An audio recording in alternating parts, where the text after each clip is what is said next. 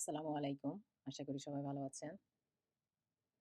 আজকের ভিডিওতে আমি আপনাদের দেখাবো কিভাবে আয়ারল্যান্ডে খুব সহজে অনলাইনে আপনার গাড়ির এনসিটি ন্যাশনাল কার টেস্ট বুক করবেন।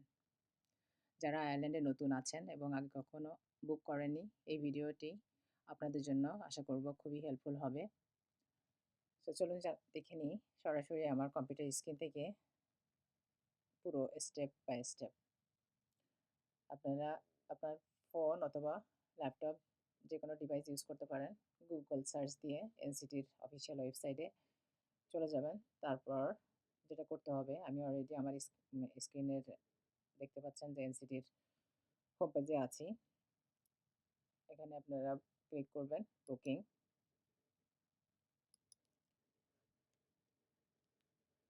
তারপর হচ্ছে আপনাদের গাড়ির রেজিস্ট্রেশন নাম্বার দিতে হবে। এখানে আমি হয়তো আমারটা দিয়ে শো করছি। আপনাদের 4 স্টেপ কমপ্লিট করতে হবে।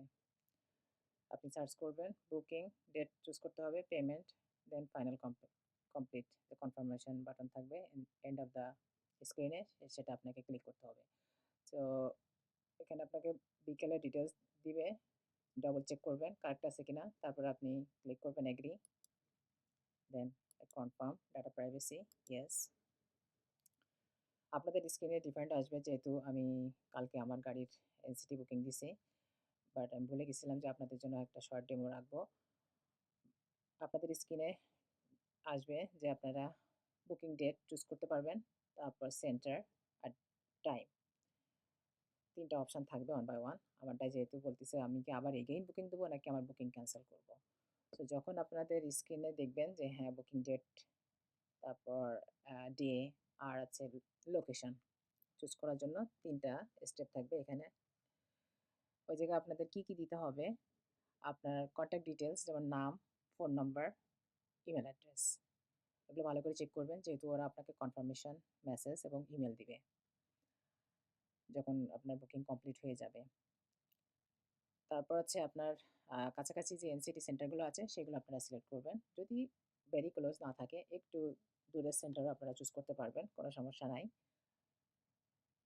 তারপর আপনার সুবিধা অনুযায়ী একটা ডেট, টাইম সিলেক্ট করার পরে সব তথ্য দেওয়ার পর আপনার নেক্সট স্টেপ আসবে, যেটা পেমেন্ট। পেমেন্টে আপনাকে 60 ইউরো পে করতে হয়। এটা কার্ড দিয়ে পে করতে হয়। আপনার টাইম লাইন থাকবে, সো মেক শিওর আপনি এভরিথিং অর্গানাইজ করবেন, আপনার কার্ড, তারপর আপনার যদি ব্যাংকে কোনো ওটা অ্যাপ্রুভ করার জন্য নোটিফিকেশন করতে হয়, সো ওগুলো সব রেডি করে আপনি পেমেন্টটা রান করবেন। রান করার পরে লাস্টলি থাকবে হচ্ছে কনফার্ম বাটন। সো কনফার্ম বাটনে ক্লিক করার পরে আপনাকে একটা এসএমএস দিবে আপনার ফোন নাম্বারে, আর ইমেলে একটা কনফার্মেশন ইমেল দিবে। সো এটা আপনি সেভ করে রাখবেন। আর বিফোর আপনার টেস্ট ডেতে আপনাকে একটা রিমাইন্ডার ইমেল দিবে আর একটা রিমাইন্ডার এসএমএস দিবে। তো আপনার মানে ইনকেস যদি আপনি ভুলেও যান, আপনার ক্যালেন্ডারে যদি না লিখে রাখেন, তাহলেও কোনো সমস্যা নাই। দেন আপনি যেটা এখানে দেখতে পাবেন আপনার টেস্ট সম্পর্কে। তাছাড়া আপনার ইনকেস যদি হয়তো ভুলে গেছেন, কিংবা গাড়িতে তো অবশ্যই থাকে, এখানেও ক্লিক করে আপনি চেক করতে পারবেন আপনার গাড়ির রেজিস্ট্রেশন নাম্বার দিয়ে। আর যদি কেউ এই এনসিটি কোম্পানিতে কাজ করতে চান, তাহলে এই যে এখানে ক্যারিয়ার পেজ আছে, অনেক অপরচুনিটি আছে, দেখে নেবেন, যেটা আমি এখানে ডিসকাস করছি না। আর আমি আমার সব ভিডিওতে চেষ্টা করি ছোটোখাটো কিছু টিপস শেয়ার করার জন্য, যেটা অবশ্যই এই ভিডিওতেও শেয়ার করব। আপনাদের টেস্টের দিন অথবা টেস্টের আগের দিন করলেই বেস্ট। আপনার গাড়ি ওভারঅল চেক করবেন, গাড়ির ড্রাইভিং লাইসেন্স ভ্যালিড আছে কিনা, এটা অবশ্যই আগে থেকে ইন অ্যাডভান্স চেক করবেন। তারপর আপনার insurance, road tax, everything on ডেটে আছে কিনা, এগুলো অবশ্যই চেক করবেন। গাড়ির লাইটস সবগুলো কাজ করতেছে কিনা সেটা চেক করবেন। টায়ারগুলো ঠিক আছে কিনা, প্রেশার ঠিক আছে কিনা, এগুলো চেক করবেন। ইন্ডিকেটর, ব্রেক লাইটস, এগুলো চেক করবেন। ইঞ্জিন অয়েল এবং ওয়াটার লেভেল, এগুলো ভেরি ইম্পর্ট্যান্ট, সব কিছু চেক করবেন এবং রিফিল করবেন। গাড়ির ভিতরে বাইরে খুব সুন্দর করে পরিষ্কার করবেন, এবং সিট বেল্টগুলো ঠিক আছে কিনা। অনেক সময় গাড়ি এই সিটের ভিতরে স্টক হয়ে থাকে, ওগুলোকে ঠিক করে রাখবেন before the test day. 10-15 minutes early test সেন্টারে যাবেন।